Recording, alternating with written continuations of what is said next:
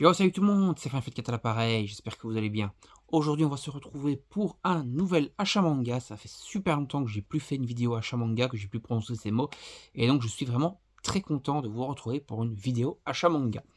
Alors, tout d'abord, petit instant promo, mon roman, donc Les Monts Imaginaires par Jérôme Moons, est toujours disponible sur Amazon. Donc, n'hésitez pas à aller vous procurer votre ouvrage, qui se trouve dans le lien de la description. Vous pouvez soit le commander en format broché, comme celui que j'ai ici dans les mains, soit le commander ou le lire en Kindle. Si vous avez l'abonnement Kindle, vous l'avez gratuitement, vous pouvez l'avoir gratuitement, sinon c'est 5 euros en Kindle, 15 euros en format papier. Ça soutient en tout cas, ça me soutient, ça soutient la chaîne, donc n'hésitez pas à aller vous procurer mon petit roman en description. Voilà, trêve d'instant promo, on va passer aux achats manga, ce qui vous intéresse. Donc, il n'y a pas énormément d'achats manga, je suis raisonnable, mais non, je claque plus des salaires presque dans des mangas. Donc voilà, il y a une vingtaine de tomes, un peu plus que 20, peut-être 25 tomes à vous présenter. Donc il y a Togen Anki, le tome 25, on continue cette série qui est toujours très sympa, avec un style de dessin vraiment très cool. Je vous montre encore un petit peu quand même à quoi ça ressemble. Voilà, c'est toujours bien dessiné, bien sympa. Il y a l'anime également qui est plutôt sympa, plutôt une bonne animation. J'aime bien l'anime aussi, il est plutôt bien fait. Donc Togen Anki, c'est vraiment toujours une petite valeur sûre. On est déjà au tome 25. J'espère par contre que ça va pas durer encore 107 ans. Alors, je ne me suis pas renseigné sur la version japonaise si c'est fini ou pas. J'espère, parce que ça commence à être un petit peu longuet, hein, moi. Voilà, les tomes qui font 50 tomes, c'est un peu compliqué. Donc voilà, on va voir. En tout cas, c'est un peu une histoire un peu à la Bleach, comme ça. Je me suis également pris Fake Rebellion, donc les deux tomes. C'est une série finie en deux tomes, donc c'est l'intégrale de Fake Rebellion. C'est un délire un peu steampunk, un petit peu what the fuck également sur plusieurs supports. Donc il y a des cyborgs, il y a des combats, c'est vraiment très très what the fuck. Mais franchement, c'est sympa, c'est bien dessiné, c'est chez Manabook, c'est fini en deux volumes. Et franchement, ça vaut le coup en deux volumes. Bon, il y a un peu de Heishi dedans, mais c'est encore assez raisonnable comparé, je vous montre encore quelques petits extraits, comparé à certains mangas qui sont parfois full Heishi pour rien du tout.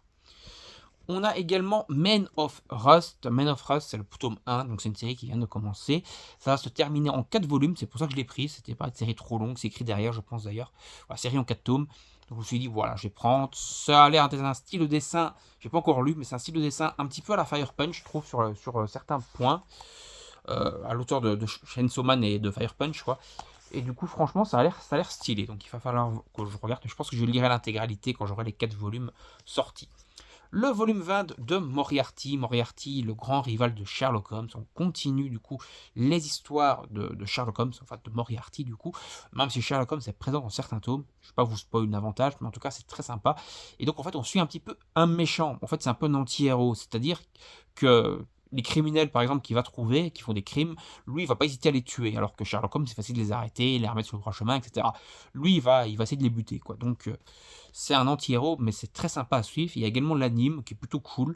Il n'y a pas de VF à l'anime, malheureusement pour ceux qui aiment bien la VF, mais sinon c'est une bonne VO, c'est assez sympa. On continue également Boruto. Boruto, j'aime bien la série. Voilà. Même l'anime, j'ai bien aimé. Bon, après, c'est vrai que la première partie de l'anime, parce que la deuxième partie en cours de développement, elle devrait sortir l'année prochaine, je crois, si je ne dis pas de conneries, début janvier 2027. Donc on aura bientôt la suite en anime également. Mais moi, j'ai bien aimé aussi l'anime, donc que ça soit tous les fillers et tout. Voilà, je suis bon public, voilà, donc je consomme, j'ai bien aimé. Et voilà, je ne vais pas dire le contraire. En tout cas, le manga est toujours quand même mieux et beaucoup plus digeste que l'anime. Par exemple, les 20 premiers tomes de Boruto classique, là c'est tout Blue Vortex qui est la suite de Boruto, donc c'est un peu le Shippuden de Boruto quoi, par rapport à Naruto.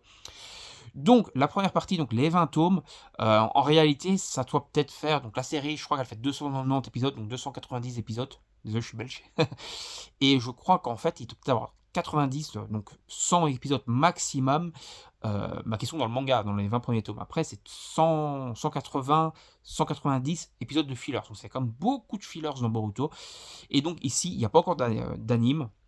L'anime va reprendre, comme je vous l'ai dit, en normalement, début de l'année prochaine, avec l'adaptation des 3 derniers tomes de Boruto classique qui n'avaient pas encore été adaptés, plus Boruto, du coup, tout Blue Vortex. Au Japon, ils sont déjà, je crois, au tome 8, donc nous, on est à la moitié par rapport au Japon, mais c'est sympa. Après, ça reste le style de dessin qui n'est pas de Kishimoto, mais ça reste quand même plutôt bien dessiné. Je ne sais pas trop vous spoil, mais je vais un peu vous montrer le style de dessin.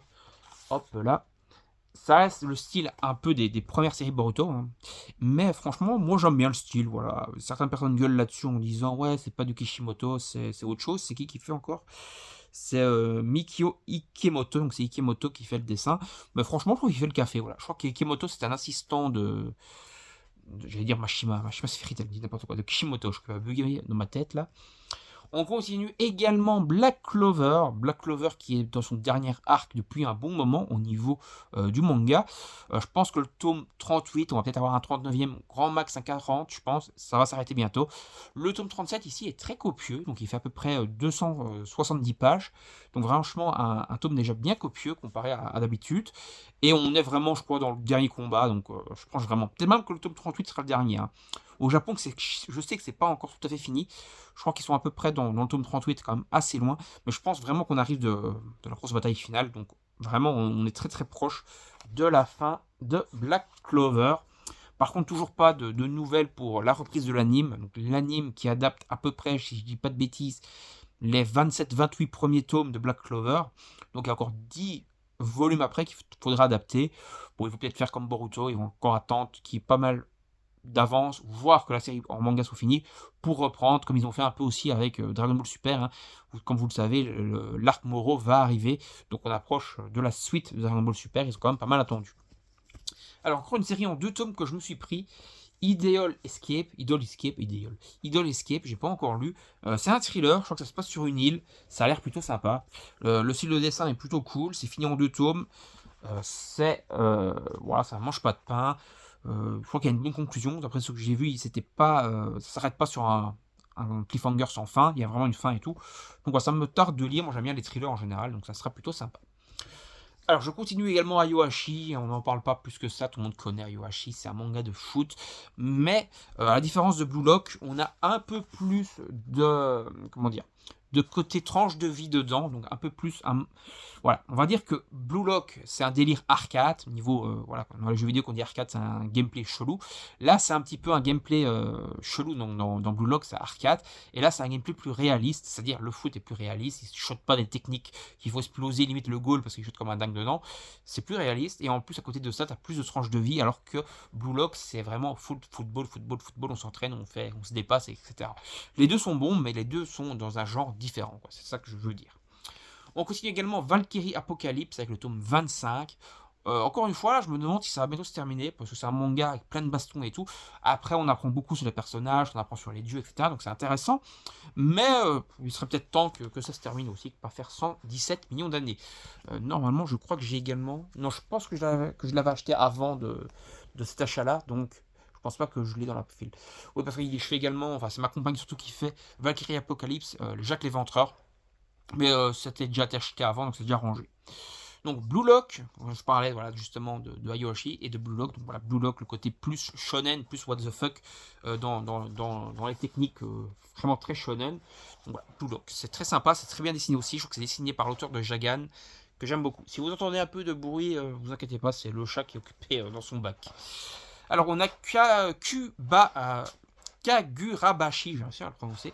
Donc le manga qui fait tout un foin, donc qui est, on va dire un peu le nouveau Naruto, etc. Donc vraiment, on va dire le nouveau shonen qui redécolle.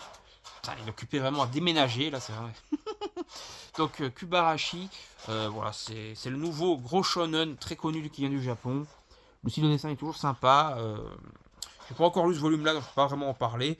Mais franchement, c'est sympa, la série est sympa. En tout cas, pour l'instant, ce que j'en ai lu, elle est sympa. On continue également Shangri-La Frontier, donc un peu le Sword Art Online, avec un côté un peu plus humoristique, beaucoup moins sérieux, même s'il y a quand même parfois des passages très sérieux dedans. Mais voilà, il y a quand même beaucoup d'humour aussi dans Shangri-La Frontier. Je vous conseille également l'anime, qui est pas trop dégueu, et où vous pouvez quand même prendre pas mal de plaisir à regarder.